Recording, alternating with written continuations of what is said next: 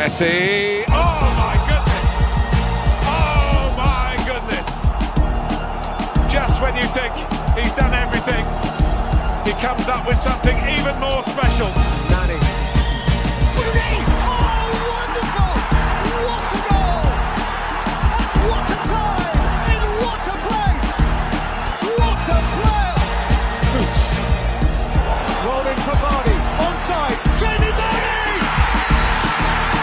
History! Leicester number 9 beats 10 and scores 11 in a row! And then Ronaldo!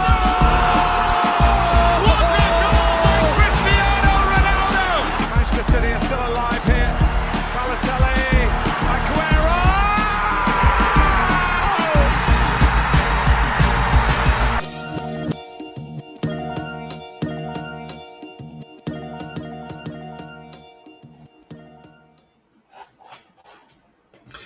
Hello, everyone, and welcome to Soccer Card Collective episode. Where are we? We're at episode 4 now. Good stuff, guys. 4. Daniel, Cruising otherwise known as Azzurro _cards. We've got Mars Sports, which is Luke, and the muscles from Brussels himself down the bottom there. It's Cardhour or Vincent. How are you guys? After that Good day, introduction, you? I'm great, man. I don't like the way we've set this up. Lukey's supposed to be on the bottom here. Let me just fix this up for a sec. All right, is it? There we go. That's a bit better. That's a bit better. Start from the bottom, now I'm here, man. I know, exactly. I've been demoted to bottom row. It's all good. No, you're in, mate. You've got the whole bottom for Exactly, just for you, you know? There's no one to the side or anything. It's a good spot to be at. The sauce is here. And, boys, I say this every week, and it just feels like so much time has passed since the last time we've had a chat, and I just cannot believe what's gone on this last week, how it's developed, how quickly it's developed, how many emotions have gone on through. I've just sat back with my popcorn, being a Juventus fan. Especially How have you United guys? supporter. Exactly. It was a roller coaster ride. How'd you guys find it before we go straight into some It good stuff? it was a hectic week from Champions League draw to the whole Ronaldo saga. Wanted him, dead at one stage. Then they loved him again, and yeah, it was just a crazy week. And then the football on the weekend as well was pretty good, which topped it all off. Yeah, it was going from 0 to hero to 0 to hero. It's like, yeah, it was a crazy week. But yeah, it's settled, and here we are, man. Here we are. He's back. Love it. Love it. Let's get right into it because there's no time to waste. Otherwise, we'll be here for 10 years. I'm going to bring up the results from the weekend, the EPL. We always start out with the EPL for good reason too, because the number 1 league in the world. Number 1 league in the world. That's just me, and we've got them all here. So start off with an absolute belter to start off the proceedings. Manchester City 5, Arsenal 0. What happened in this game, lads? This was our... What didn't happen? Yeah, this was our feature game on the stream. We all watched it together. Saucy had an absolute terrible time. I don't blame him. He wanted to get off at halftime. But yeah, it was just an absolute onslaught. I don't know much else you can say. Arsenal were not very good. Worse than not very good. They were terrible. Where they go to from here. Just look at the stats as well. Get the stats up because some of them were ridiculous. Here we go. So you got 19% possession for the game. You had one shot, 185 passes, and those 185 passes are at 67% accuracy, which is absolutely rubbish. Xhaka got sent off for a pretty silly challenge. Yeah, where does Arsenal go to from here? Like, we just keep saying it. Like, when's it going to turn around for them? It just keeps getting worse and worse. Yeah, I'm not sure what has to happen for them to turn around. Like, it's not that they all of a sudden can bring in 5-6 new signings. I mean, they spent, what was it, 50 million on Ben White. I don't think I've ever seen them this far. some seasons were bad, but they at least were in some games. But now, I mean, they're dead last, 0 goals. They're doing even worse than Norwich, and they conceded 10 goals, but they were able to score once.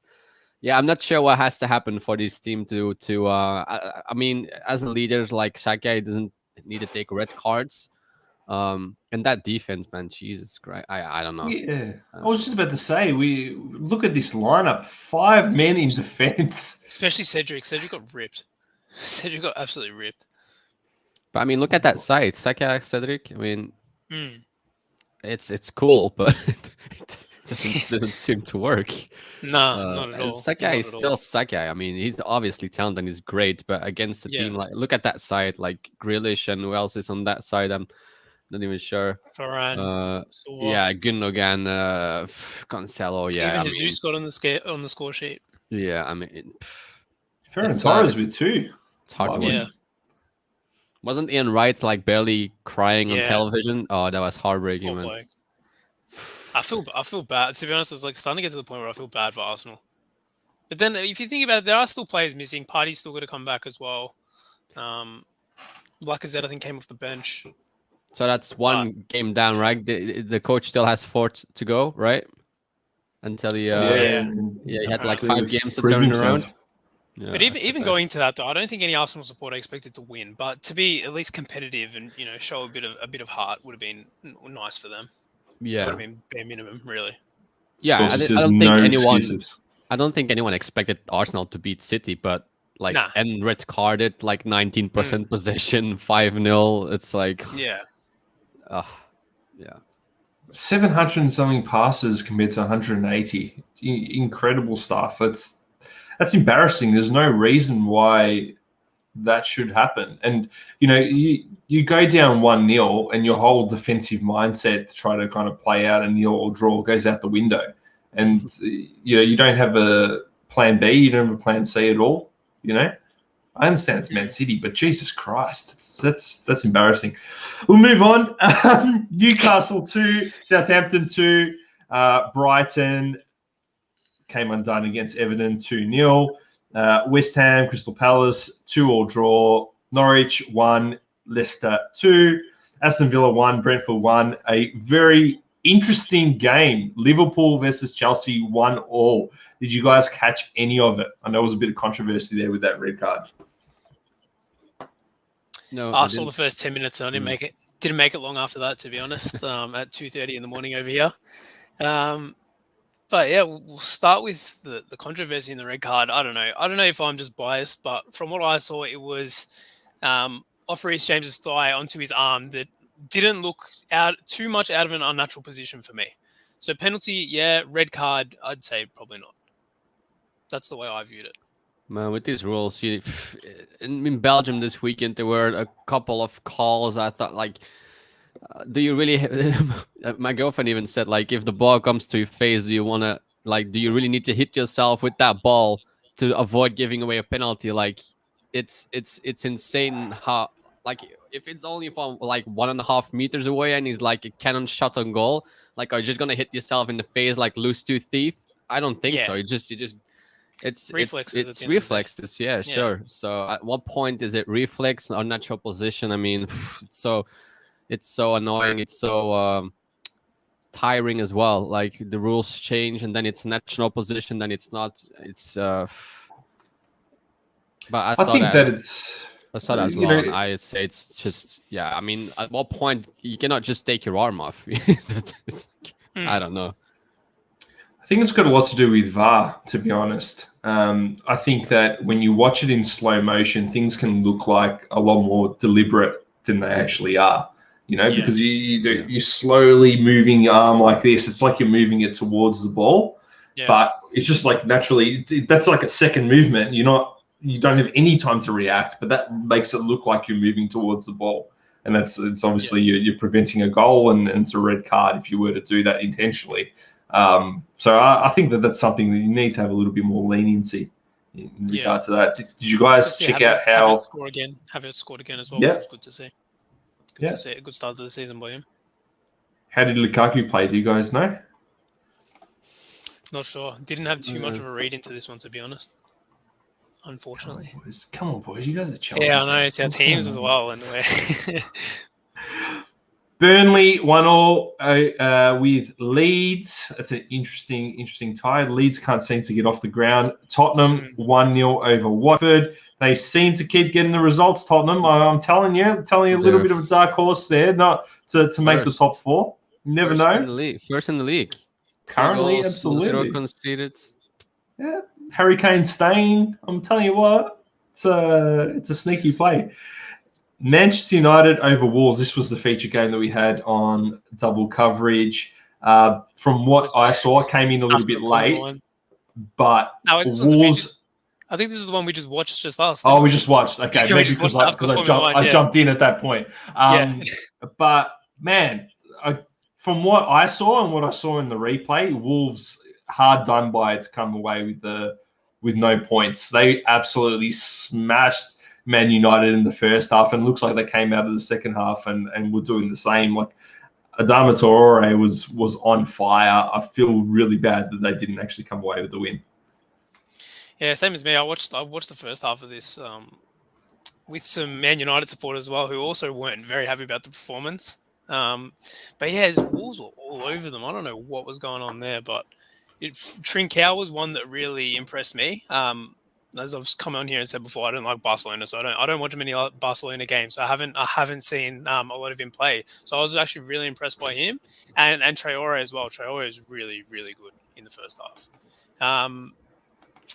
Second half, I can't say. Fred was a joke, Tomo. Fred was an absolute joke. Scroll down a little bit. It was good to see Greenwood, one of your boys, Vincent, get a score again. But yeah, I don't know. That first half was not convincing at all by United. Yeah, it's. I think Trincao is one of these youngsters that had to leave Barcelona because they have too many at this point. And they're not getting play time, so better to loan them out. And yeah, Greenwood again. I saw a stat that he collected 26 or 29 points since his debut. It's like 108 games in right now. So he won them 26 points and he's only 19. This guy is and he can play like up front as well, as you can see. Like, obviously, I think James is going to drop off, unfortunately. But maybe Greenwood has the opportunity to play with Ronnie. The thing is with Ronaldo and Rashford coming back, who sort of makes way there? Because Sancho's your big signing who you brought in over the summer. You don't really want to be benching him. Greenwood's in form at the moment. Like, what happens there? Yeah, I'm afraid it's going to be Greenwood as well. But you reckon? I mean, he cannot leave Ronnie on the bench. No, definitely not. Rashford is still the poster boy, I would say, of this. Maybe not anymore now. Ronaldo came back, but Rashford is the poster boy of Manchester United. So I'm afraid it's going to be Greenwood and James. Or maybe Fred. I don't know. Does Ronaldo want to play centre mid or CDM? What I did notice that on the counter attack, they were terrible. On the counter, they were terrible. And like Pogba playing as a DM, Fred having a fantastic game. What do they do in that midfield? Like they brought in Ronaldo and Sancho. It's not really solving that problem. If it is a problem, that's their biggest weakness. I guess Ronaldo sort of helps him a little bit because what we said was Cavani's too old to probably lead the line and play every game. Greenwood's probably too young to lead the line and play every game. So that sort of helps him out a little bit.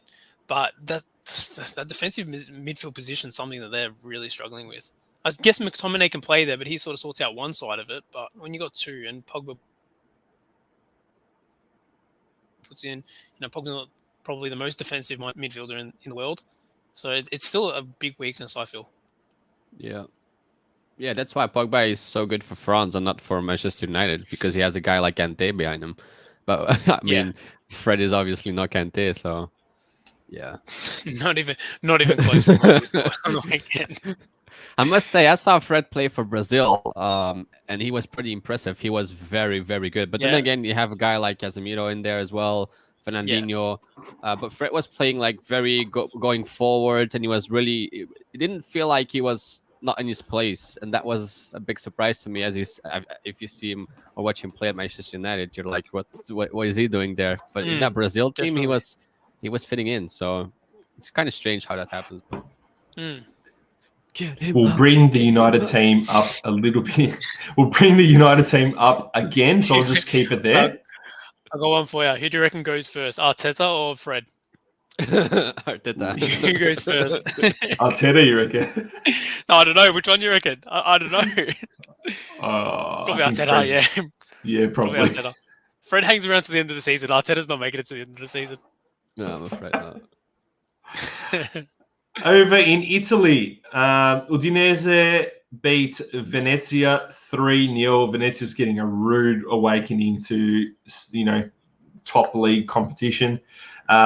Inter over Verona, 2 goals to save them from Joaquin Correa, who's a new signing for them as well from Lazio. That's a signing that Inzaghi brought over. They were fantastic goals. Yeah. The header was unbelievable. Yeah, I think Martinez scored the third goal there. And he probably should have had another one as well. There's another chance he probably could have put away too. Martinez scored the first. He scored the first, and then Correa scored the second. Last of the 3, I meant. So I got 3 goals, and yeah. He probably should have had another one too, to be honest. For his quality, he's very good. He's very good. Yeah. He's so underrated. Lazio 6-1 over Spezia. Absolutely smashed them. 3 goals for Immobile in that game. He scores the goals in these types of games, but not in the Euros. Atalanta disappointing against Bologna, 0-0. Fiorentina got the result. My boy Dusan Vlahovic with the goal in that game, 2-1 over Torino. Here we go. Juventus over Empoli. This is probably one to delve into a little bit further. Okay. I watched this game. First half, Chiesa absolutely smashed it, right? That he dominated, but it's like he weaved through about 5-6 players, and then he got to about this point here into the box or just outside the box with just Empoli players all around, right? And no one in there at all. There was no reference point whatsoever, and it's just like we played Weston McKennie as a trequartista or a attacking midfielder, they like to say. That is not his role whatsoever. We left him out for dry. That's going to do fantastic things for his confidence. And we're playing Danilo as a defensive midfielder. I don't know what Allegri's doing, but when I saw that, I'm like, am I thinking of the same Danilo here, like the right back one? You are. Unfortunately, you are. Right. Yeah. Man, like this team, and we had Locatelli come off the bench, which is going to help us a lot. However, it's not going to solve all the problems. And again, we'll talk about it a little bit further when we go into the whole Ronaldo saga. But I feel like a lot of the frailties that were masked previously with Ronaldo in there is kind of coming to the fore somewhat. Like, if you look at that midfield, the names Bentancur, Danilo, Rabiot, and McKennie, that's good for a team like in the second division, but it's not like you're gonna. Jeez. It's not, you know what I mean? It's like you're not gonna be afraid if you come up against this Juventus with these names. You're not like, oh, it's Juventus. It's like, oh, yeah, sure. Yeah. Saucy Quadrado at right back. Yeah, I mean, he used to play there. His up and down the wing is more an attacking player. I mean, I think he plays well there, to be honest. Yeah. So it's not that surprising to me, to be honest. But yeah. Out of answers, and you know what? You saying that, Vincent, I think you've been blacklisted from all of the United States, saying that Weston McKennie deserves to be in second division. Because last time I said anything like that, I got blasted in the DMs by a few not to be named. I'm gonna be honest. I like McKennie. People in the hobby. I think he's one of the better players for United States national team. But he needs to grow. Like he's not there yet. So he has a long way to go. He's still pretty young, isn't he? He's young. Yeah, I think he's 22, 23, something like that. Okay. Yeah, it's pretty young. So he has plenty of time, but he's not your solution. I would say that. Oh no, definitely not. Definitely not. We'll go into that one a little bit further later. Genoa 1, Napoli 2. Luki, you got to watch this? Yeah, watched a little bit of this. What I saw was pretty slow tempo game, to be honest. From the bit of the section I saw, we're still missing Mertens.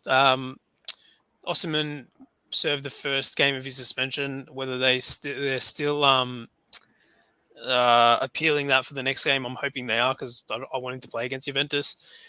But yeah, apart from that, get the win away from home. It's always good. Second game of the season, 2 wins. Nice. Stuff. Sassuolo, Sampdoria was looking for goals from our boys, Raspadori and Scamacca. Both of them couldn't get the result there. Roma 4-0 over. I'll let you boys try to say that name. Can you guys say that? Salernitana. Yeah, Salernitana. Salernitana. Very good, boys. I like it. I like it. God, look at that possession just there. Hold on. Check that possession again. That's some Arsenal City shit. Look at that.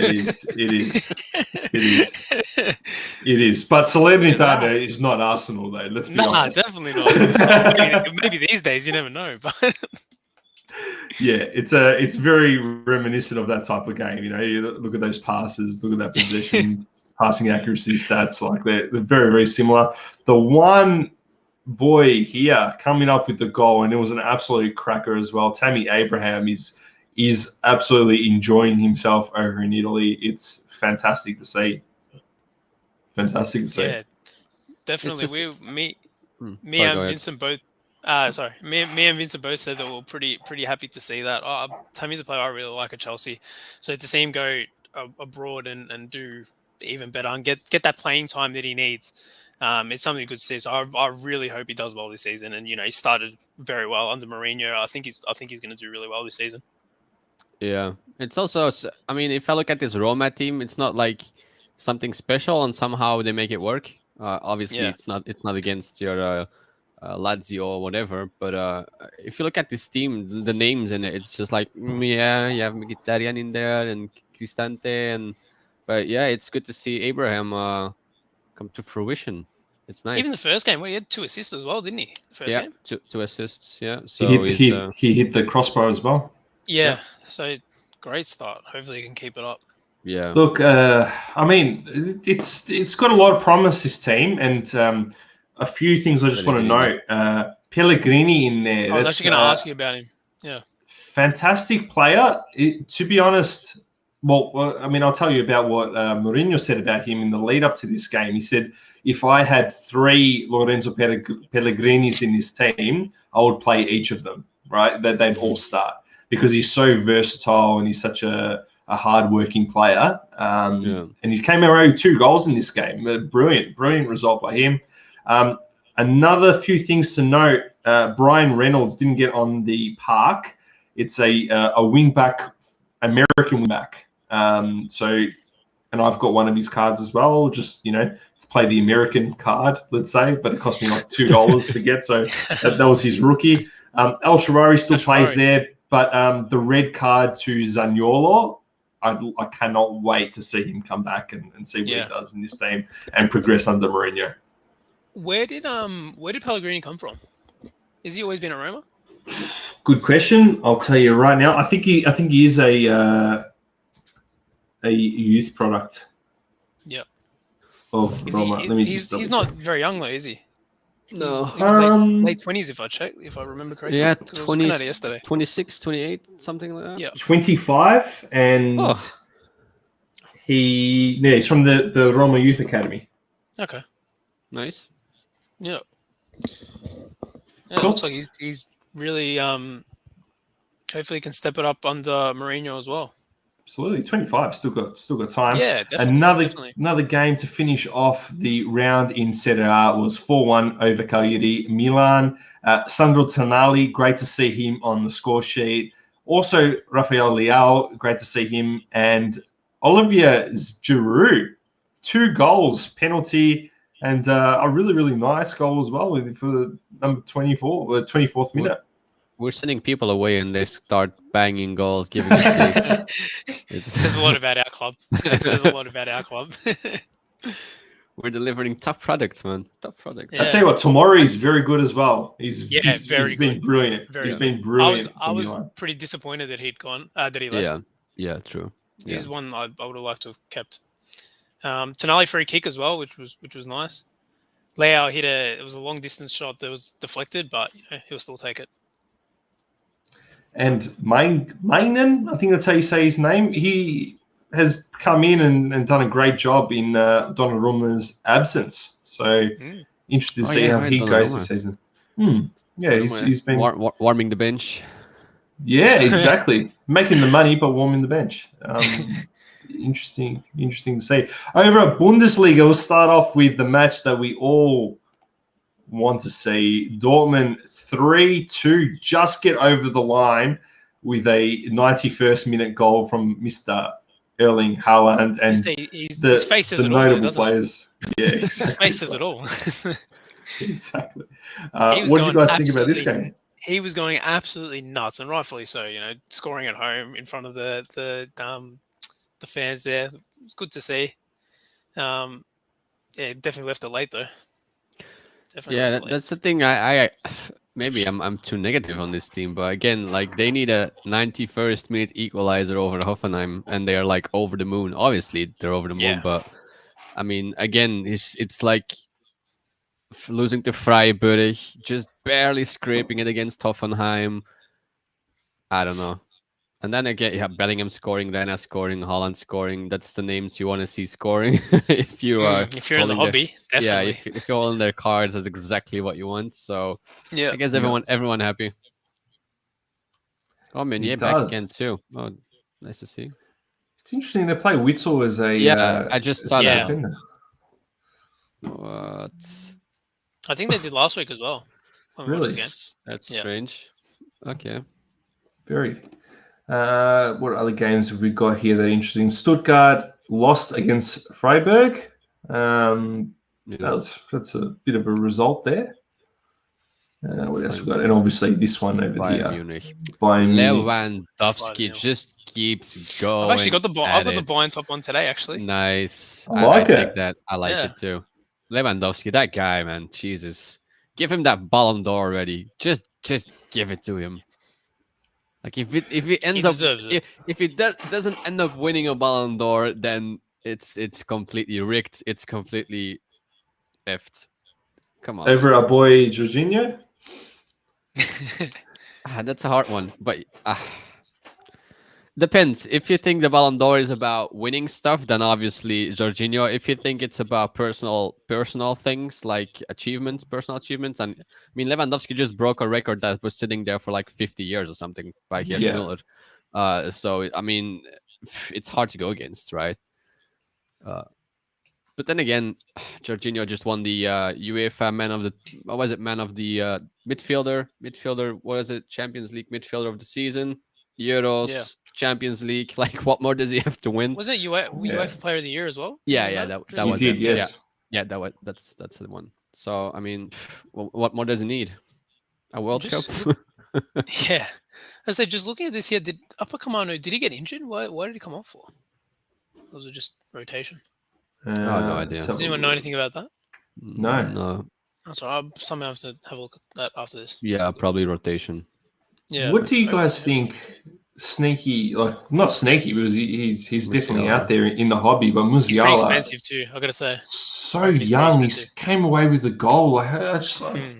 If there's a player that I think is going to do things, that's probably one I'd be looking at over the Dortmund talents. To be playing in this Bayern side and starting, unbelievable. He's in a great system there, and from what I've seen of him play, he's got some talent too, which is good. Yep. Felvis will definitely get to this comment a little bit later after we run through, because that's going to be a hot conversation about Mbappe. Don't you worry about that. Union Berlin 2-1 over Mönchengladbach, and Wolfsburg 1-0 over Leipzig. Let's move over to League. We have 1-0. What'd you call it? League.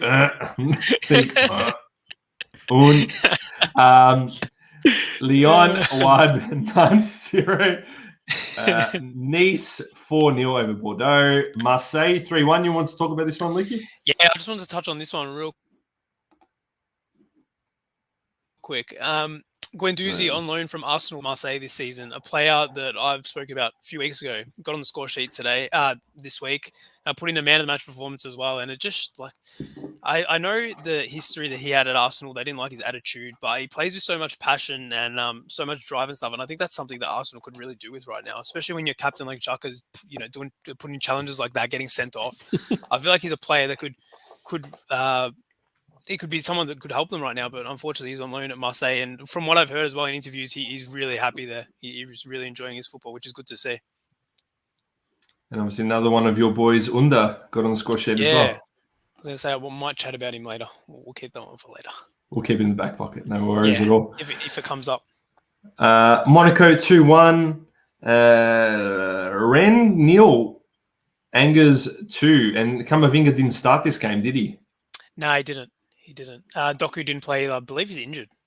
He's also not included in the Belgium national team. So yeah, because to be honest, when I saw the lineups come out and I saw he wasn't playing, I didn't know he was injured. So I was like, oh, maybe the transfer rumors, because there's been a lot of rumors around him recently. No, he's injured. He's injured. Him and Camavinga as well. That was an interesting one to start on the bench. With all the rumors around him right now, they've lowered their asking price Rennes to 35 million euros. Oh, the picture, which is interesting. Yeah, look at that. That has to the be picture. the opening. You know what? It was a bit of anticlimactic as well, because they were waiting for something with the ref. They weren't sure who was coming off, and Neymar was just standing there for about 5 minutes. Am I coming off for him or not? And it was a little bit underwhelming. The applause and all that. I wonder if that's an omen of what's going to come from this move and what this PSG team is going to achieve this season. I hope not, but is this what's going to happen? Mbappe 2 goals? Is that what's going to happen this season? That's if he's still doing it there. Exactly. If he goes over to Spain and does that, I don't think people will be complaining. Yeah, I don't know. It was pretty underwhelming. If you saw the crowd when Varane walked on the pitch right before that Manchester United game, and he wasn't even in the kit, he was just wearing a suit, and then with the shirt, like the whole crowd went nuts. And with this game, what? I was gonna say, I think it's a little different because he's away from home. Yeah, but that was my next point. Yeah. Sorry. I understand it's Messi came on. He didn't start away from home. It's gonna be totally different, I think, next time around if he starts at home. But just to make your first minutes like that, as you said, like the ball was out and the referee didn't allow Messi to come on the pitch. Neymar was standing there for like two minutes straight, just like wondering, is it gonna happen? Yeah, exactly. Exactly. I think that was a bad call from PSG to do it like that. Especially like it's Messi. It's not like your whatever. It's Messi. So yeah, that was a bit disappointing. I didn't see all that much from him. I watched the entire game and he wasn't like groundbreaking. But I need some time, I guess. And also depends if Mbappe is going to stay or not. But Tell you what was groundbreaking. Groundbreaking was Hakimi coming down the wing, playing that ball very, very nicely, pinpointing to Mbappe to put it away. Like that I feel like if Mbappe stays, that would be happening all season long. It was almost too easy. It was almost like everyone else was playing in first gear and they were, just a level ahead. It was incredible. He's been so good to start this season, Hakimi. He has. Absolutely. Hopefully those prices go up for my card there. All right, next up.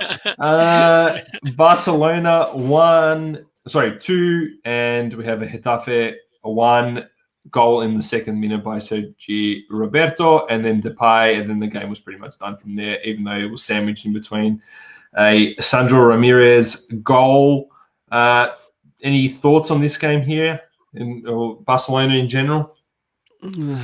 No, not really. The only sort of thing I heard about Barcelona this week was that Fati is apparently going to be inheriting the number 10 jersey, which is big pressure, but we'll see if he can live up to it. Yep.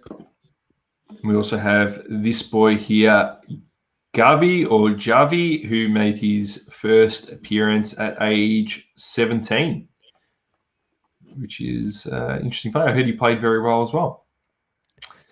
Another Ansu Fati. That's right. Another one. Get on the cards. Now, What was that, sorry? another Ansu Fati.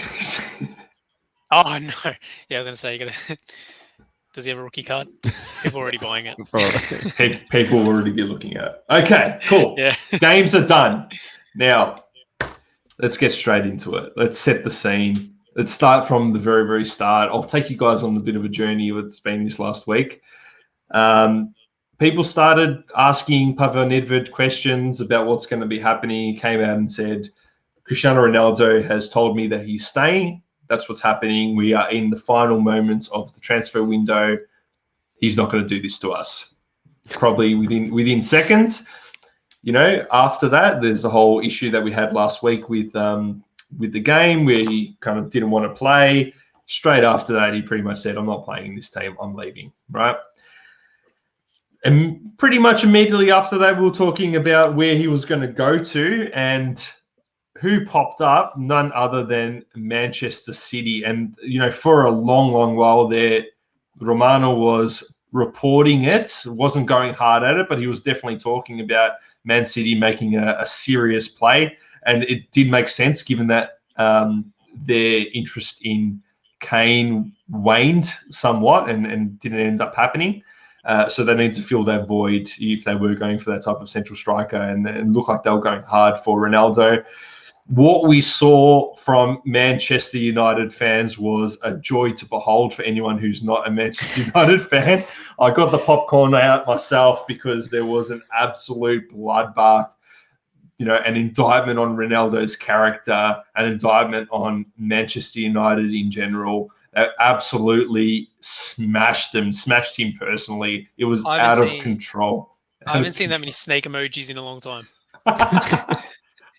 They were coming out of the woodwork left, right, and centre, and almost as though they were pressured into it.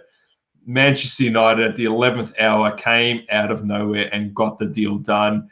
And he will be headed to Old Trafford this season. That's the way it went. And Juventus is left, you know, wondering what the hell happened. But they did get a transfer fee, and they did get Cristiano Ronaldo's wages off the books, which is maybe a positive as well. Yeah. What was this week like for you guys, and what are your thoughts to start off with in relation to this incredible transfer? For me, it started with, because the initial reports were that City were the front runners to get his signature. With that report was the reports that he was offered to United, and United just didn't do anything about it. And that's why City had proceeded. And then I heard all these United fans saying, oh, you know, he's a snake, he's this and that. I was like, how can you say he's a snake when you were offered him? Like, they're blaming Ronaldo for not going back to United when he was offered to United and they didn't do anything about it. I'm like, shouldn't you be blaming your club and not directing your anger towards the player? That was the way I heard it, but that's a bit of an irrelevant thing now, considering he's gone there. Like, for the whole storyline and the fairy tale, this is what everyone wants to see. You know, they want to see him back at Old Trafford, doing well. So yeah, I think I'm happy that he ended up there, because, you know, I'm a Ronaldo fan not from a Manchester United point of view. So I want to see him do well as a player, and I don't want to hear people saying, you know, he's a snake for going to City, because if you think about his mentality, it's all about winning. If he went to City, it makes sense. And especially if United don't want him, like, what's there to be loyal to United if United didn't want him? That was the way I was looking at it. So yeah, I'm happy, because now I don't have to hear those comments of Ronaldo's a snake, Ronaldo's this and that. So yeah, I don't mind. It's a Yeah, I think it's always interesting to see how many rumors get thrown out there before before anything happens, or even officially gets communicated. Because from the start, it was always like, even Ronaldo came out and said, like, I really regret that so many things get thrown around, and at the end of the day, you're hurting the people that's about, you're hurting the clubs, because maybe it's true, maybe it isn't, but the people believe it. Like, the only thing we can go off is like reporters, scouts, whatever, and just wait for the one official announcement. And if they all say, like, yeah, he's staying, he's not going anywhere, I'm focusing on the club, I'm focusing on myself, and then a week later he's at Manchester United, it's like, a lot of things move in the background without us knowing. But it was so funny to see all these pictures of him photoshopped in a City shirt, and all these YouTube videos with like welcome Ronaldo, and then it's always amazing to see if something like that goes down. But I'm glad he's back at Manchester United. I mean, it's again, I think he wanted to one up Messi, going back to the Prem instead of going to Ligue 1. Going back to the club he loved, like he became Ronaldo at Manchester. So I think it only makes sense. And as you said, Luki, it's like if he really wanted to win stuff and really wanted to compete, then he would have gone to City, and he chose United. So I think it also says a lot about him. Like he really loves the club. He really he didn't forget what United meant or means to him. So I think it's nice to see for sure. Do you think that the Ronaldo that's going to be going there, the question's not going to be easy the same player, because that's pretty much in the past. But is it a player with ego or without ego? It's hard to say. It's hard to say because, you think about him as a player and his mentality, always wanting to win. And you look at, Portugal at the Euros was an example. It's a bit of a different sort of situation. But, Fernandes was basically, a shell of himself because of, I'm going to say somewhat because of what Ronaldo, like the game plan there and what Ronaldo, how I'm trying to think of it, how to put it to make demands sense. The ball, ball gets played through him, that type of thing. And for that, I don't know how it's going to work with the United team. Like Klopp came out and said it as well. I don't know. Some people calling him, salty because he didn't sign him, but he came out and said this isn't a move or a transfer for the future of the club. This is a move for right now. And he goes, if people want to do that, well, that's their choice. That's the direction of their club. Whatever. But I'm not doing that. And I do see what he means because, like, we spoke about it. I don't know if we spoke about it. Did we speak about it here before? Did we talk about off camera? I think it was off camera. Off camera, yeah. It's like, where does he sort of fit in? If you want to bring that United lineup up now, absolutely. So like, where does he sort of fit? You still got Rashford to come back as well. Well, from what I've seen in the first few games, Dan James, she's not going to be there when those two come back. So either Greenwood, Sancho, Fernandes, I wouldn't say is going to be going anywhere. So Greenwood or Sancho, one of them's probably going to have to make way. And that's for the overall, that's the detriment of the club and the detriment of two young players. You brought Sancho in for 75 million. Greenwood's in sensational form at the moment. It's a bit of a shame, but it could be good learning for those players too. But I think what Doma said was interesting off camera as well. He said, he's there to teach young players and things like that, but how much is he teaching them when he puts them on the bench? Yeah, exactly. That's another point. You can only learn so much without putting it into practice. Yeah, and also like he demands the ball. Like, is he gonna play up top? Is he gonna play from the left? I reckon he's gonna play up top. That's my feeling. Yeah, so he's not gonna demand the ball too much. I think it's double, right? Like Manchester United could use a player that demands the ball. They already have it in Bruno Fernandes. But I mean, Ronaldo is, again, something different, I would say. Someone who demands the ball, isn't afraid to just go for it, just keeps going at it. Bruno Fernandes has been doing that quite well. So to bring in a guy, as you said, like Ronaldo now, look at that Portugal team. Like, I think people were afraid to play a pause that didn't arrive or something. Like, they were afraid of that personality he is. But I guess if you play him up top, yeah. But then, as you said, like who is being left out? Like as you said, like Sancho is not gonna. Well, he has been on the bench, but are you gonna play Greenwood instead of Sancho all the time? I don't know. It's when you spent 75 mil to bring him in, you wouldn't think so. But look at what they done to Van de Beek. I mean, yeah. I don't think they really care at this point. Nah. Yeah. But that's the same. That's a shame for Sancho. Then is it going to be a shame for either one or two of these young boys? Yeah, I think James is the first one that's going to miss out. I think that's pretty obvious. It would be a shame for Greenwood as he is like back into form. He's the guy who they need him to be, and then you're going to put him on the bench because you bring in a guy like 36-year-old. Yeah. So development wise, I'm not really sure. Obviously, if you have it's the same as having a Lukaku on your team. Like you can never disregard him. Like doesn't matter if it's the first minute to the 97th minute. If you're 1-0 down or you need that one more goal, then Ronaldo, same as Lukaku, is gonna be your guy. But in terms of his winning mentality, I think the players are going to get heaps out of this. Like you saw at Juventus, Dan, you were saying that it was probably covering over, like his, him as a player was covering over some cracks. That winning mentality, I think, is going to really help these guys. If there's anything, like the most positive thing is going to be that, I reckon, that winning mentality.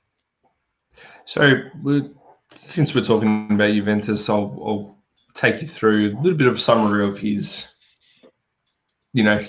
tenure there. 3 years at Juventus. I went to go see him at the Juventus Stadium as well, against Atalanta. Last game of the season, we won the trophy, picked it up in that game, which was brilliant. But he was, no doubt about it, a commercial signing for Juventus as opposed to a signing for progressing the club forward.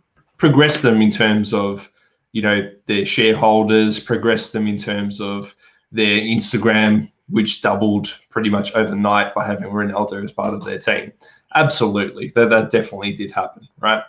But in terms of bringing us forward as a club, what we wanted was the Champions League, and just signing Ronaldo did not do that, okay? Now, that's not Ronaldo's fault at all, because no one player can actually bring you to the Champions League. It's been proven time and time again. It's Juventus's fault by not surrounding him with enough talent, right? But he did, in many, many games throughout the season, demand the ball. He did, in many, many times this season, play out of position in roles that he definitely was not assigned. For example, playing as a centre forward, drifting out wide too much, not playing as that typical centre forward, holding up the ball, which was what he was trying to do with Allegri, right? What Allegri was trying to do, he kept on drifting out wide. He wasn't doing it, right?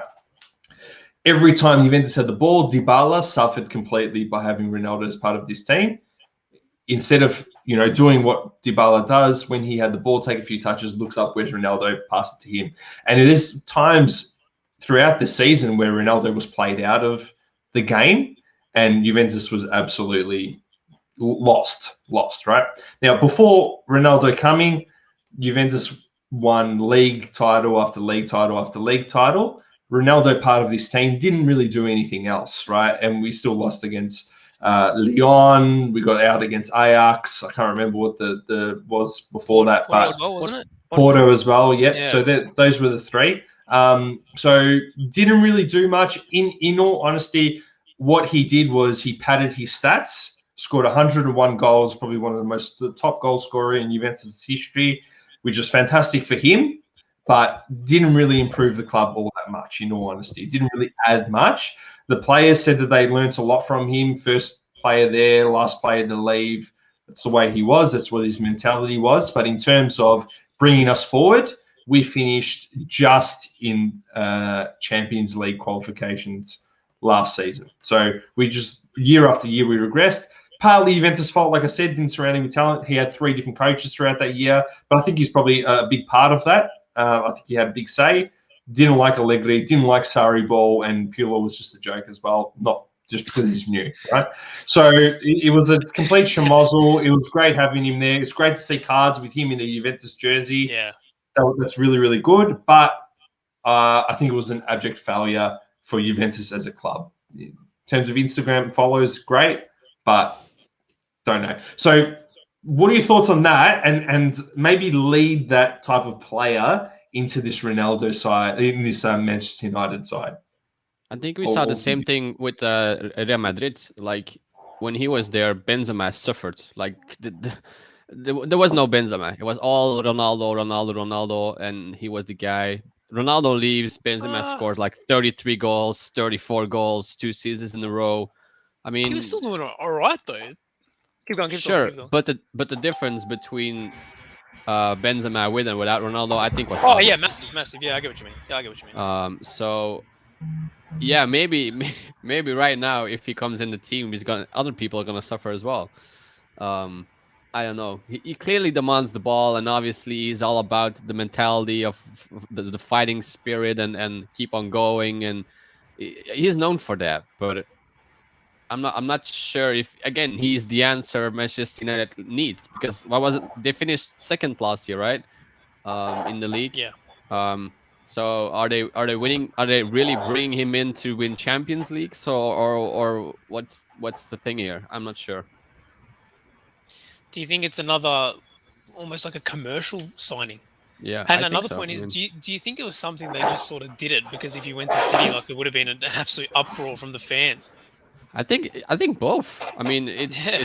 it makes sense for him to go there. He could also go back to Sporting if he really probably really wanted. But I think he still wants to be a little bit competitive. He still wants to play against Lukaku, a player like Lukaku, or a player like Messi, Neymar, Mbappe, whatever. But just imagine that he went to City without Manchester United at least trying. Oh Good, yeah, that's good, what I mean. I think yeah, good thing that they at haven't. that at that stage, I think that's when the fans would have started to turn on the club. When they saw him go out for City, and one of my mates even said, "Imagine he wins City the Champions League. Imagine how I'm going to feel if he wins City a Champions League. I'm going to be so angry." And rightfully so. Yeah. But again, like direct that at the club. Don't direct that at the player when your club said you didn't want him. Yeah, true. But I totally feel this is like Lukaku left, a lot of players left. He see Messi leaving, and then he has to move as well because he cannot stay at Juventus. Because as I said before, look at that midfield, man. Come on, that's not a team to win you Champions Leagues. And if you're 36, you're Ronaldo. I mean, the Euro probably was his last chance for the Euro. Now the World Cup is coming up. He needs to get ready and back into that prime as much as possible. Ronaldo for the World Cup, I guess, and the Premier League is a good way to do it. So I think it only makes sense, but it's more commercial and it's more about him again. It's not about the club. It's not about whatever. It's about Ronaldo making his last move to the club where it all started, and it's nice and blah blah blah. The storyline is great. Yeah, we love a good storyline, don't we? Yeah. I was going to say, Dan, do you want to? I don't know if you can change topic. I was going to say, do you want to bring up what you said during the week about the Messi transfer and stuff?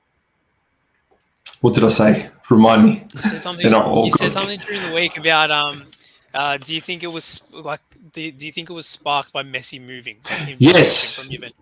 Yes. I really feel. I genuinely feel like if Messi didn't move, then Ronaldo wouldn't have moved. That's the way that I feel about it. The reason why I say that is I do actually respect Ronaldo somewhat, and the way that he's left Juventus, he's done it at the last second of the transfer window, right? Leaving Juventus scrambling. We picked up Moise Kean, big deal, right? I hope he's going to do very well, but it's no replacement for Ronaldo. And you know, he's done it at the last second. That's not a move that you make, to a team that's paid you 35 million euro a year at all.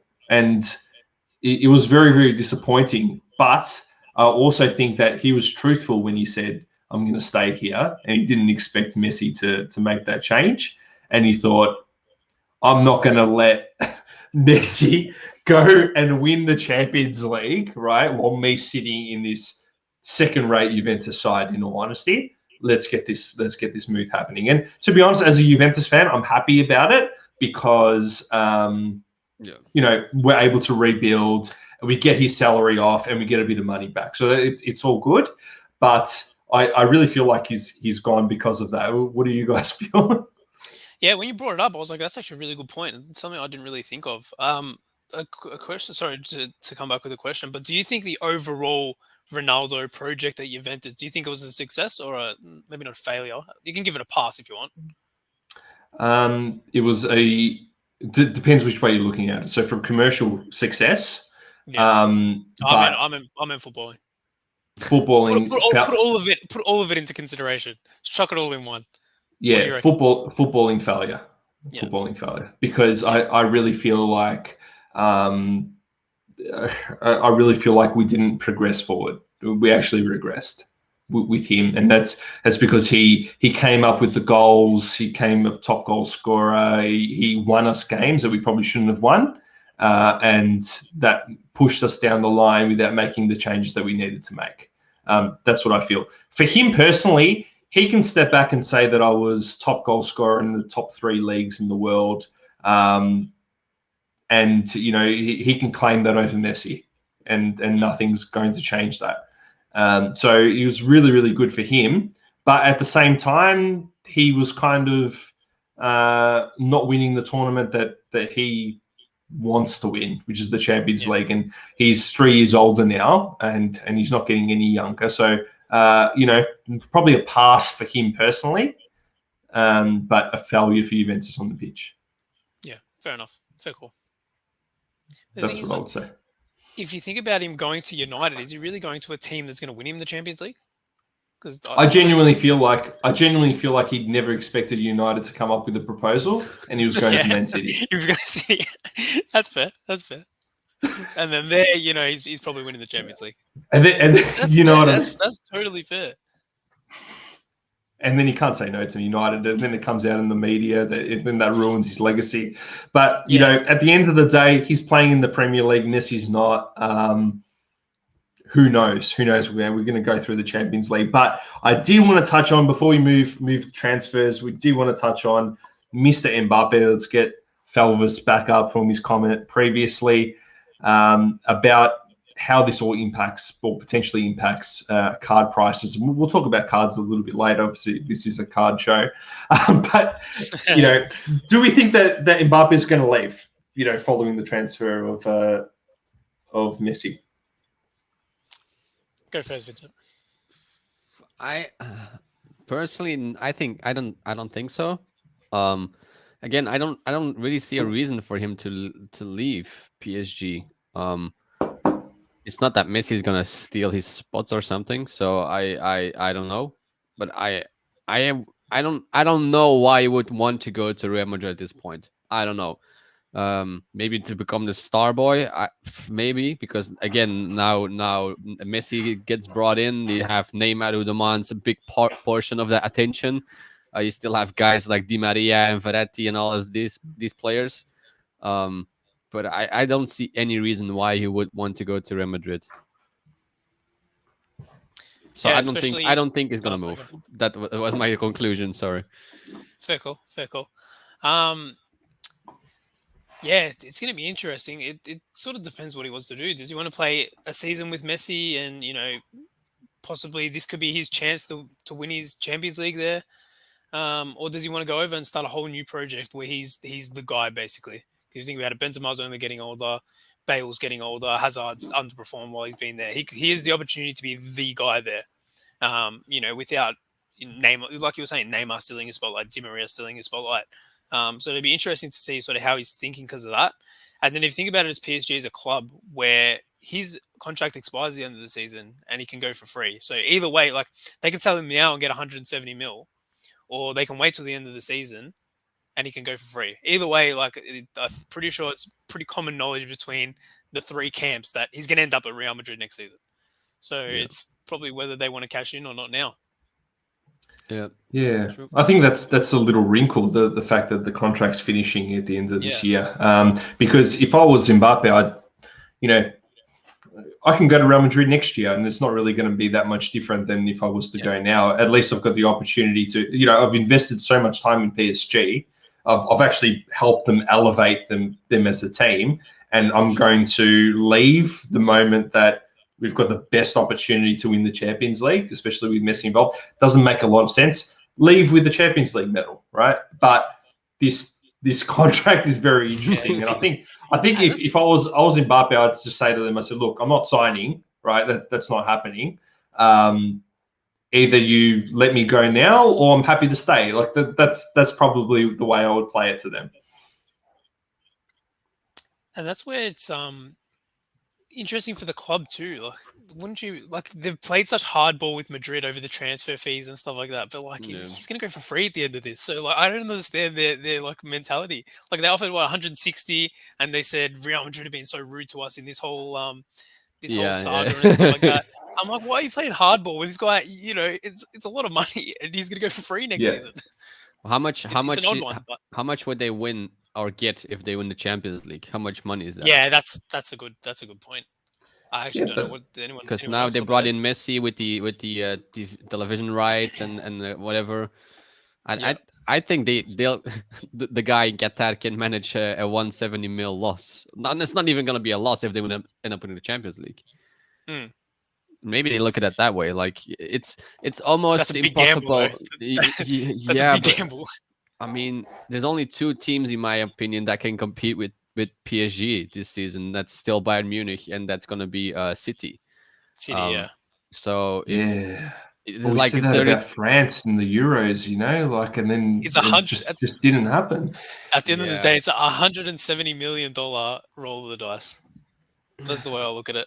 I mean, the To guy a in the certain Qatar extent. has money, so Yeah, true. That's nothing to him. That's like putting $10 on the roulette table. He doesn't give a shit. I don't know where financial fair play fits in all of this, but anyway, it's going out the window.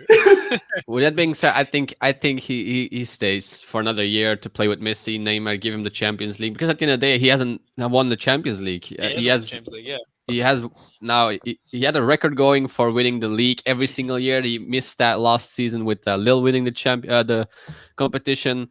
Now with no Champions League, he's still no Champions League. I mean, I think he's staying with Messi, Neymar. That team is just stacked. That team is built and made to win the Champions League this season with Ramos coming in and Ronaldo coming in and then Hakimi. That if they don't win a Champions League this season, then they're never winning it. So. This is their best opportunity. I'm sure Mbappe knows that as well. Yeah.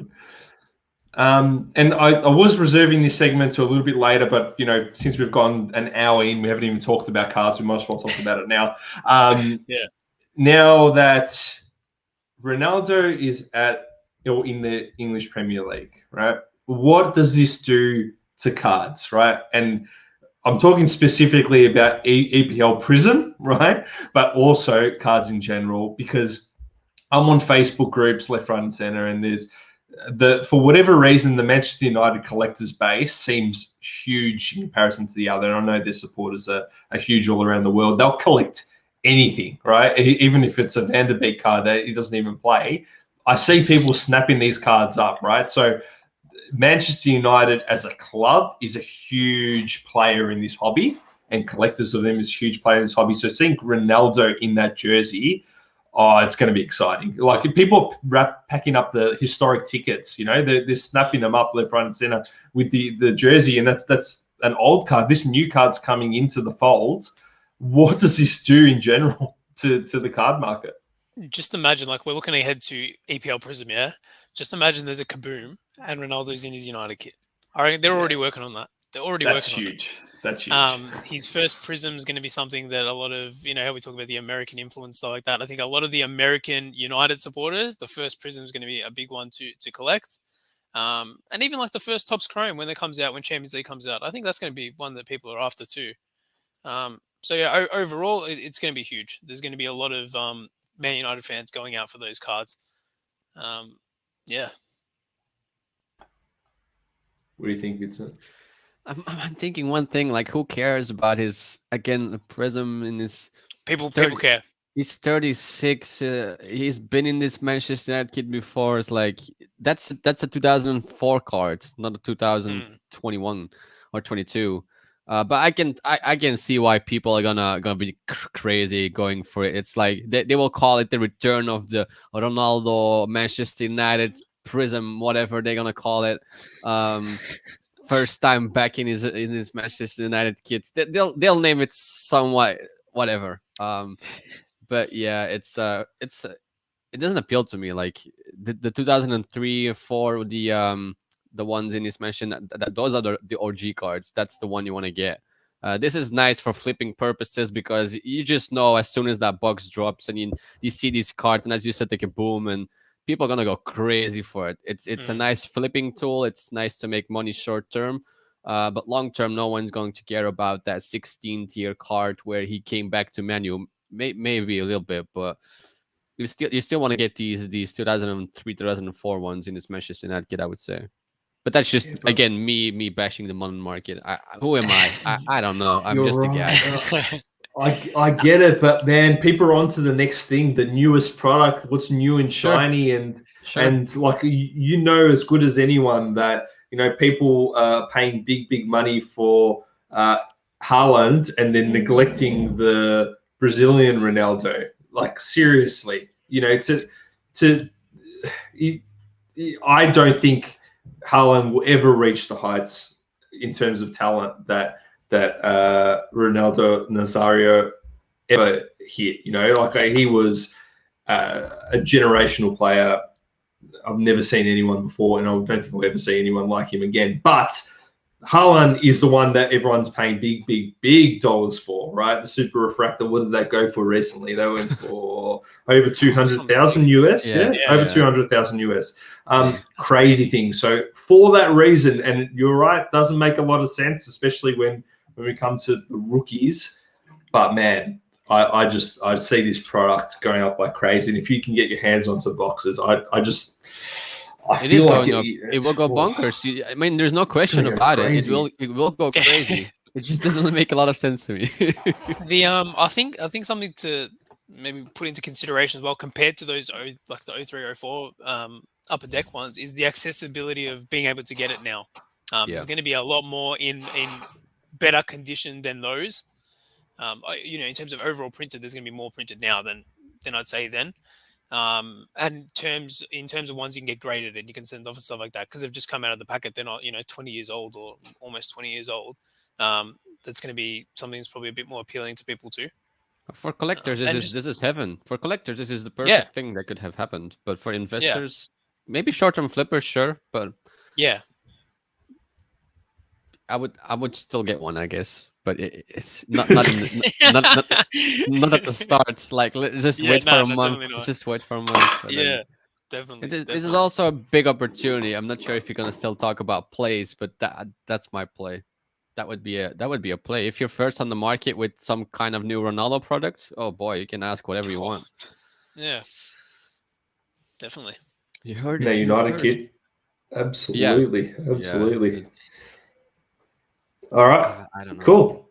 Yeah, it really is a tough one. It's a tough one, but just United fans are United fans, and even Real Madrid fans are probably the second biggest in the world. And if Mbappe goes there, you're looking at the following season. You like Panini's got both of them. Like with the whole Fanatics thing, and I know Luke. Anthony mentioned it as well. Why wouldn't you capitalize on that? You've got one unreal player leaving in one of the best, most supported teams in the world, and you've got one player who is rising, one of the, if not the best young players in the second biggest, being Real Madrid. That product's going to be incredible if he goes there. Absolutely incredible. And on the NFT front as well, for next year, with them launching that through the Liga Top Shot or through Dapper Labs, whatever they're going to call it, that'd be huge for that market as well. Imagine Mbappe's first NFT, first official licensed NFT moment. Like that's going to go crazy. And imagine it was a signature. Hey, imagine it was a signature. Correct me if I'm wrong. He still doesn't have an auto, does he? I haven't seen one. I haven't seen one either. So imagine like his first Real Madrid auto, like that'd be huge. Just his first auto in general, and it's in a Real Madrid kit. Like, that's definitely another massive opportunity because he's arguably like one of the hottest in cards in the soccer market. Sure is. What they would do for the Chronicles product is going to be crazy. Like the breakers out there are going to have an absolute field day when they pick up the La Liga mini box and they pick up the EPL mini box. Even if they do the Liga Mosaic again. Yeah. That too. Yeah. That'd be interesting. Could they even do if he goes? This is a idea here. If he goes to La Liga, do they do La Liga Prism next year?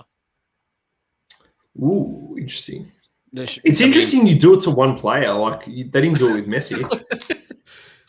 Yeah, I guess. But this is a player that has he's had such a big boom in the market, and like well, if you think about it in America, like who are the players that people know? Ronaldo, Messi, and I'd probably say Mbappe and Haaland. So if you're Panini, you're thinking this year, it's his first Real Madrid card. Do we print Prism this year? Especially now with the Fanatics things, like they're gonna print whatever they can. They're gonna get they can print everything. They just make up a name to make it happen. Yeah, I do get what you mean. Like it's one player, I guess, but it's a player with such big significance. Yeah, and especially it's just in any player. They wouldn't do it for Giroud, but Mbappe going to Real Madrid. Well, no Prism set it up because Giroud's at Milan. Hey man, he came in and scored twice. Come on. Yeah, he's definitely done something. I don't know. I think on one hand, Panini Mosaic La Liga underperformed as well. So I feel like they may be a bit more cautious, but.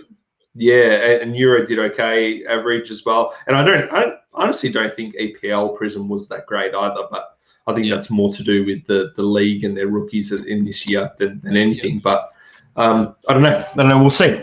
All right, we'll move on to the Champions League. It's probably that's right. Love that song. Vince's got his best singing voice out. Goosebumps every single time. Oh, here we go. How does what are they feeling? Goosebumps Club Brugge when they get into this? I don't think it's Goosebumps. When they saw the draw, I just knew they were like, God damn it. I mean, they interviewed the coach right after the draw. And obviously the guy he said like, yeah, we're not in this group to just be in it. We're going to try to collect as many points as possible. We're going to be competitive. We're going to be this and that. Obviously, that's what you want to say as manager. But yeah, I mean, I think they also realized that against Man City, PSG, and Leipzig, the chances of getting any result. Now, that being said, last year, they did put up a good performance, and that was it wasn't against City and PSG, but they were in a group with, I think it was Lazio. I think they had Zenit. I cannot remember the third one, but yeah, I mean, going against two potential or two of the teams that might end up winning it it's going to be Exit Club Brugge unless they do something against Leipzig.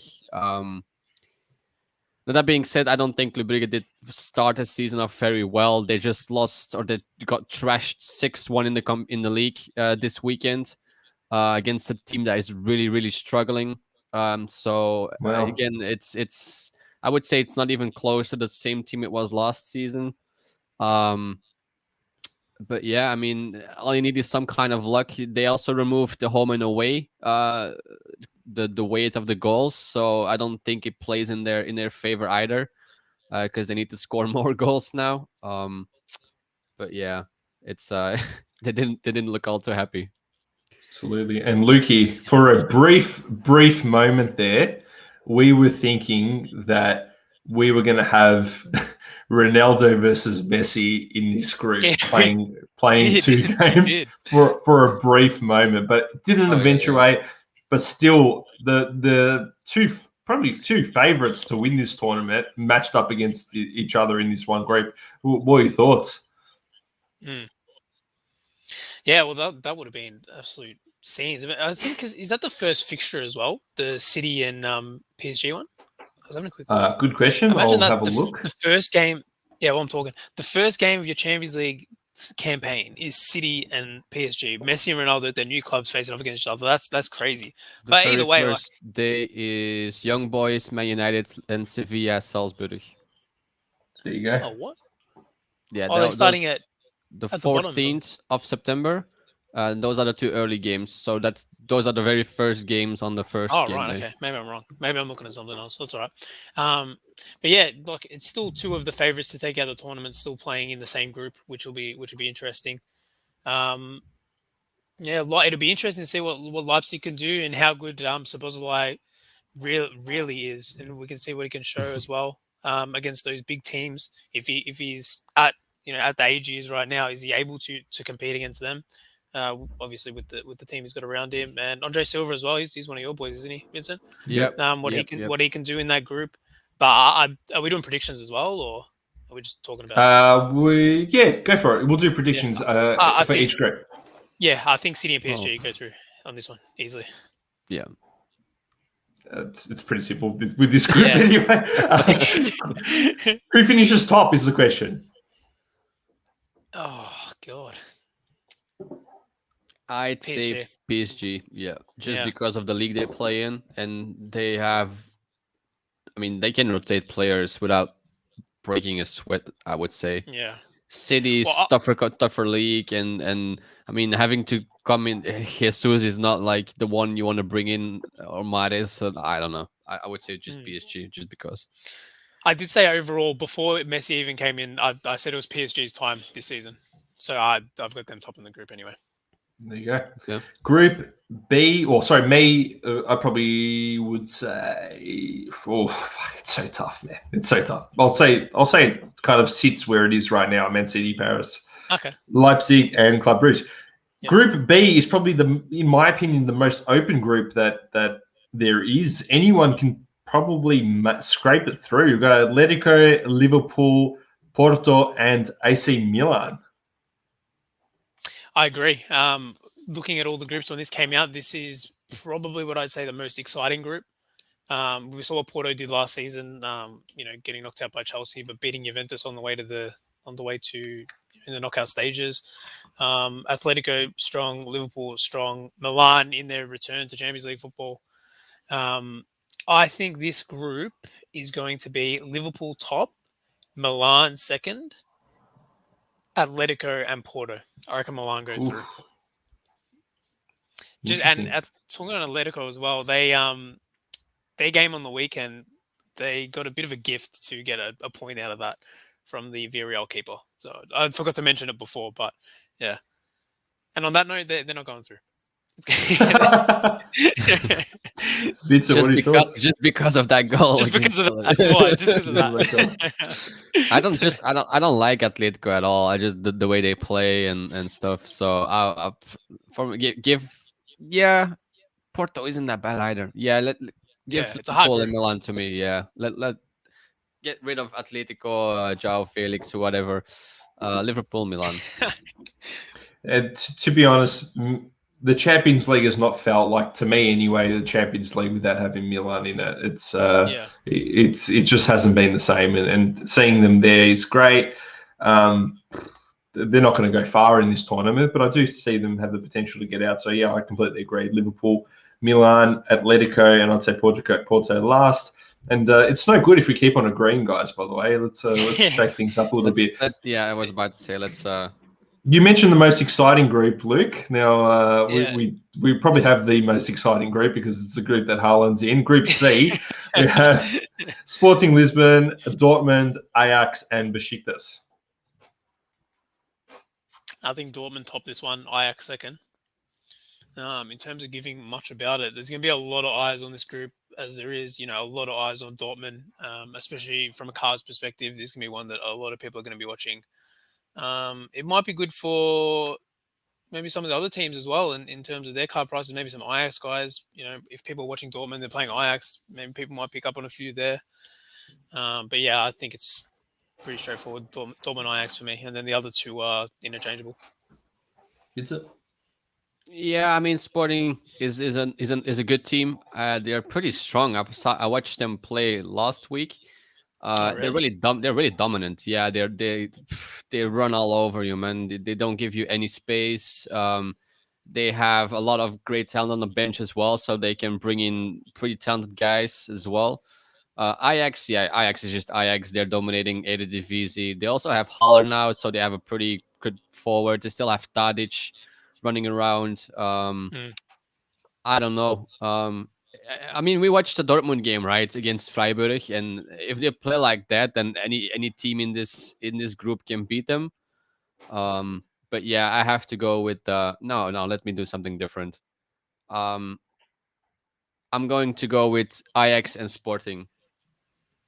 Wow, Oh, that's very different. Misses out. Yeah. Jeez, Yeah, big call. yeah, they're gonna finish third. Look, a lot of card collectors, because I say card collectors and I say soccer fans, because I feel like at the moment, there's no disrespect, but I feel like there is a difference, are saying that this is going to be Dortmund's opportunity or Haaland's opportunity to rack up the goals in the Champions League. But I don't have that opinion. I actually think it's going to sit the exact way it's sitting there again. I think Sporting has the opportunity to finish first in that group, and you know what do they come out? The third best league in the world, the Portuguese league. Is that what it came out by FIFA? Did you jump up to fourth 3? or fourth? Maybe fourth. Yeah, Fourth. I think so. Yeah, Hey, that's nothing to sneeze at, and I agree that I think they're a great side. I reckon Dortmund's a rabble, but I do think that they have enough to maybe just get past Ajax and Besiktas. Group D: Internazionale, Real Madrid, Shakhtar Donetsk, and Sheriff. I don't know anything about Sheriff. I didn't even know that was their logo. Where are they from? keep it the way it is. I would say keep it the way it is. Inter Tiraspol, over Real? that means Moldavia. Yeah, I'm not sure I've said it in English. Surely that's through the playoffs. No, they qualified. Surely. So they beat Red Star Belgrade. They beat Dinamo Zagreb twice. Oh no, Wow, they beat them once and then they drew the last game. So they beat Red Star and they beat Zagreb. It's impressive. Oh, that's interesting. Yeah. Well, that's pretty good. For me, that Inter Madrid clash, or the two clashes they're going to have are going to be big games, I reckon. They're going to be really interesting. Inter's come out, started pretty well, considering the players that they've lost. And Madrid, I think they've got 3. Well, they won last week and they won this week. Did they win the first game? I can't remember now. I don't know. So they started the season pretty well. Are we going to see some Vinicius magic again? Or is Cardhour is going to go crazy? Yeah, maybe. So they won the first game, drew the second, and now they won again. Yeah. Okay. Yeah, that clash for me is going to be a big one. But yeah, I think the group stays as it is there. Yeah, I agree. It's interesting because you think of Inter, and last season they had a much better side, and they had Antonio Conte as well, and finished last in their group, I believe. Yeah. And we're saying that Hakimi's left, Lukaku's left, Conte's left, and to finish top of the group is a huge improvement. But they've got Edin Dzeko now. They've got Sensi, who's back from injury. They picked up Dumfries as well on the right-hand side, right back. And their performances are excellent. Whether they can maintain those performances all season, I don't know. But it's an attacking flair that they have with Correa as well and Lautaro Martinez. So, yeah, you know what? I probably agree. That's the first game as well in that group, Inter Real. Is it? Oh, nice. Yeah. Definitely. Where is it? Is it San Siro? Yeah, at Inter. Have you? That's it. Because if you get the first game. Have you been to San Siro before, Dan? Yes. Yeah. How Twice. was it? Good. Twice. Did you do the tour?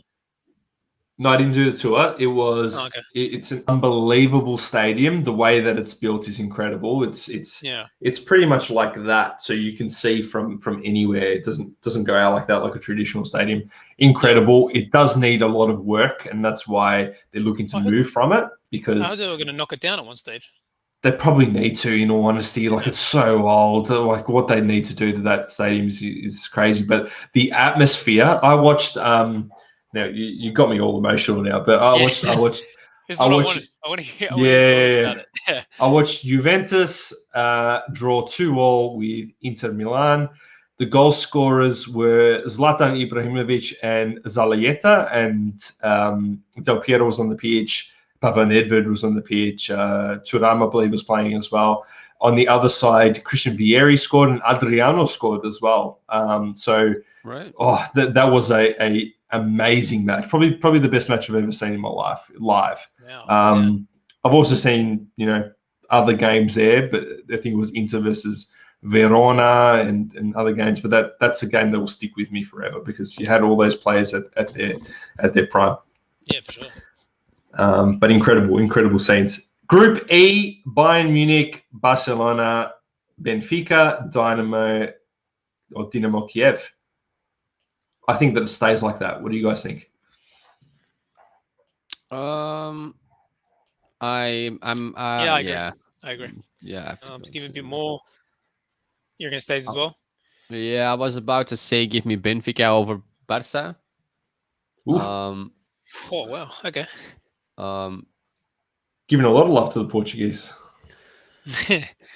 Yeah, I mean, they do have very good players. I mean, but that Benfica side, their defense, yeah, they still have Vertonghen. But they have Pizzi, Nunes, Everton, Grimaldo. I mean, they have good players. They have good players. Yeah, no, they just stay the same. But I think Benfica is gonna cause some trouble. Good, exciting. I love it when these teams cause trouble. Another team I think will cause trouble is Atalanta, and in the Champions League return of Manchester United, Ronaldo comes in Group F with Manchester United, Atalanta, Villarreal, and Young Boys. What are our thoughts of this group? I reckon it's going to be United, Atalanta, Villarreal, Young Boys, but Villarreal's going to be in there. They're going to be in there. Yeah, I agree. I don't know if it's my heart or my head, but I really think that Atalanta's got the opportunity to make it out of this group, but they're going to battle it out hard with Villarreal. And they have the opportunity to shake it up against Manchester United over in Italy. But yeah, they're playing a counter-attacking game, and just seeing what, the way Man United weren't able to defend it all that well against Wolves on the weekend, it kind of gives me hope for Atalanta. But yeah, not sure. It's going to be a difficult one. But yeah, I think that Man United, Atalanta, Villarreal, Young Boys. You guys agree? Yep. Next one, Group G, we have Lille, Sevilla, Salzburg, Wolfsburg. Probably one of the most underwhelming groups in this Champions League draw. What are your thoughts? I reckon Wolfsburg is going to be an interesting one, partially because I want to see Baku play on the European stage. It'd be a good group. It'd be like one of the easier groups to come out of, which would be good for him, and good to get some eyes on him. People having a look at how he plays. And an interesting thing, it was interesting the result on the weekend as well, beating Leipzig. Wow. In terms of a prediction, I don't want to be biased to say Wolfsburg's top. I'm going to say, but then Lille's, no, actually, no, not Lille. I'm going to say Sevilla top it, Wolfsburg, Lille, Salzburg. I think Sevilla is going to top it. Lille second, Salzburg, Wolfsburg. Wolfsburg last. Yeah. This is such a difficult group because at the end of the day, they can, maybe Sevilla is the one that is probably going to do it, but they all have that mentality of, we can beat basically anyone in this group. Yeah. So I think it comes down to details, and again, without the away goal advantage, anything is possible, man. I mean, anything can happen in this one. So I don't know. I'm gonna take the winners of last season's league second. Very good. I don't actually. Here we go. We've got a selection here. Thomas B. Wolfsburg, Salzburg for sure to get out of this group. Honestly, I don't know much about any of these. I don't really watch any of these teams play, so I'm going to go with you, Tom. Let's go Wolfsburg first, just to be different, and Salzburg second. We'll go with that. Group H, I think it does sit like this: Chelsea, Juve, Zenit, and Malmo, which is, if you don't know, that was Zlatan Ibrahimovic's first club. I think that's the way it will sit. What do you guys think? I agree. Yeah, I agree. Yeah, I agree too. Pretty simple. Chelsea. Good stuff, guys. Good stuff. I want to finish this off card related because we're an hour and a half in, so we don't have a huge amount of time left. But I do want to hear your plays. This can be a bit of a merge of our player plays and our plays in the hobby. You guys take it whatever way you want to. And if you want me to bring something up, let me know. Yeah, cool. You go first, Vincent. I'll talk about the question. I'll answer it too. That's my play. The question we had from. Did you have the picture? The question, sorry. Oh, yeah. Oh, yes. Sorry, I forgot all about that. Yeah, you're right. About that too. Bro. That's why we do meetings beforehand because we. There we go. There we go. Yeah, you Did can you want to read it, or do you want me to read it? I'll read it for the podcast listeners. Hello from Cincinnati, Ohio. I don't know what the name of this person was, but hello to you. I have a quick question that I thought you guys might be able to help with as I watch you on YouTube. The 2018 Mbappe Panini World Cup sticker has an Italy and Brazil place of manufacture on them, and I was wondering which would you suggest, Italy or Brazil? And also another question being 2017-18s of his. We're talking about Mbappe here. Would you suggest his French kit or PSG kit? I appreciate your time and enjoy your videos on YouTube. Thank you. Have a great one. Thank you. Thanks for the feedback. Appreciate it. So with the 2018 Panini World Cup stickers, there's actually two different varieties in backs, and you have the gold one. So let's start off with the black one. It's the most common one. This one is released in countries like Denmark, France, Germany, Italy, Mexico, but also in the UK and the USA. That's why the most are the most common. It's also the countries that collect the most. So this one has a population in the PSA 10 of 399, and you will understand why it's so common in a second.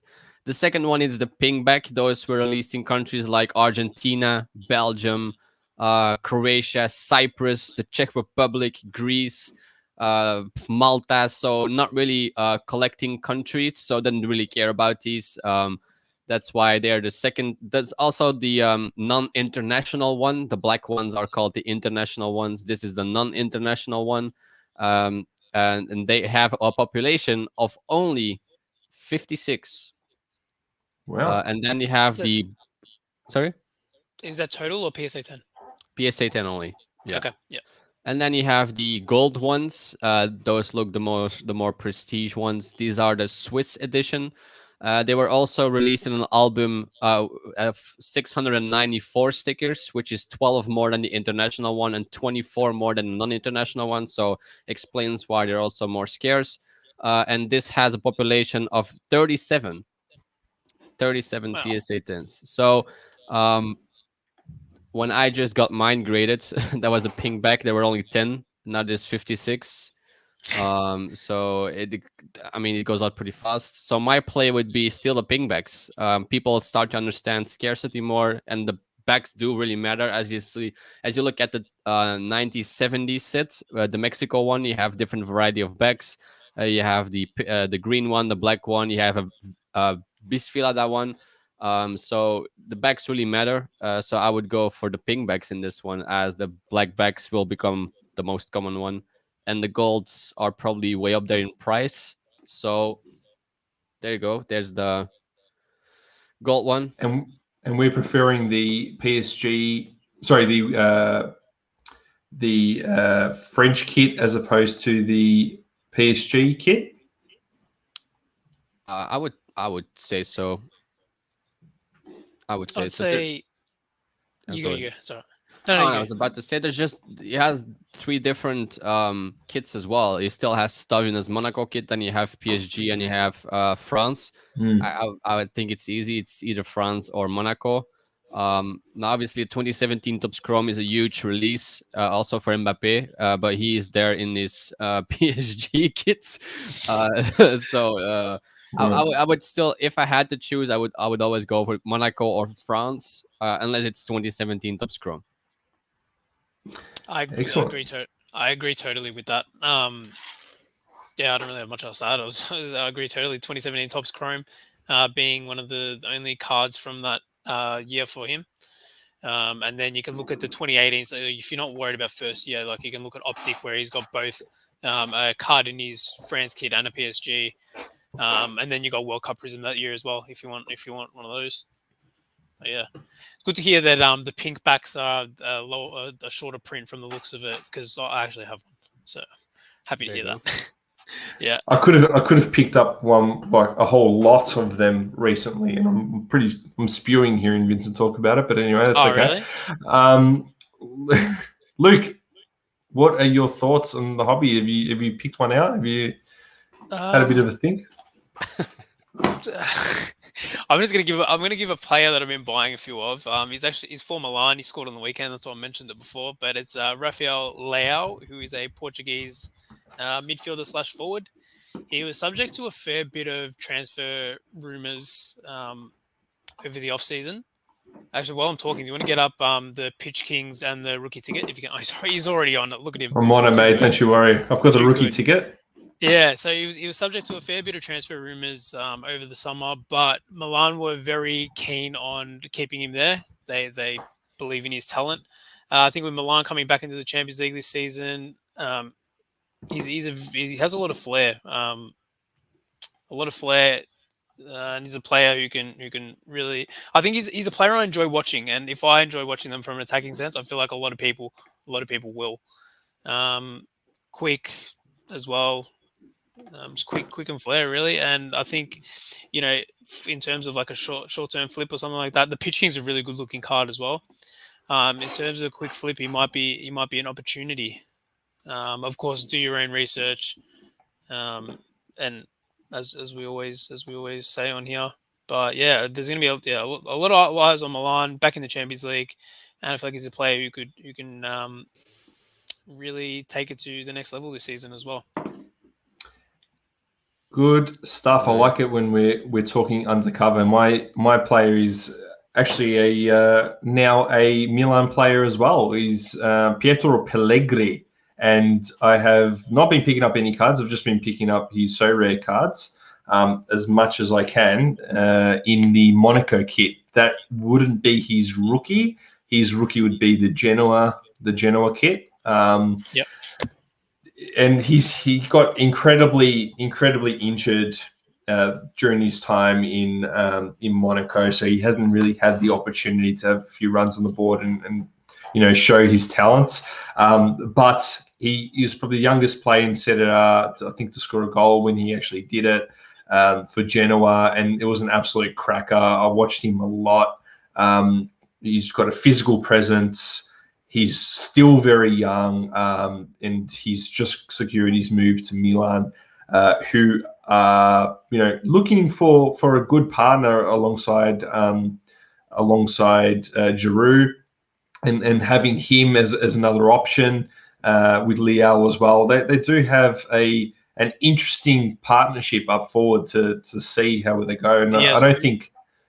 Yeah, they got Diaz as well just behind them. So I think that they've got an opportunity to make some plays slowly. I think that their issues last season was they would just blow things up and then rebuild every single year, and they haven't done that since they decided to keep hold of what's the coach's name? You're killing me right now. But anyway, they kept hold of their coach and they decided to keep going that way as opposed to change him out. Yeah, look, I think that could be a good play, very cheap play as well. I think we're talking cheap plays these days, and we'll go from there. Yeah, always cheap. Anything else you guys want to add? That's an hour and 40. Any last thoughts of this whirlwind week? No, nothing left to say. Not really. I'm good. Done. Good stuff, guys. Thank you for joining us another week of Soccer Card Collective. We'll see you next week. Catch us on the socials, Double Coverage Media on podcast form and in video. Catch you next week. Peace. And I should just get this going. Thank you for tuning in to another episode of Soccer Card Collective on the Double Coverage Media Network. If you haven't already, subscribe to our YouTube channel and hit that bell icon to know when we go live. Also, feel free to leave a review on the Apple Podcasting app. Thanks for tuning in. Till next time. Peace.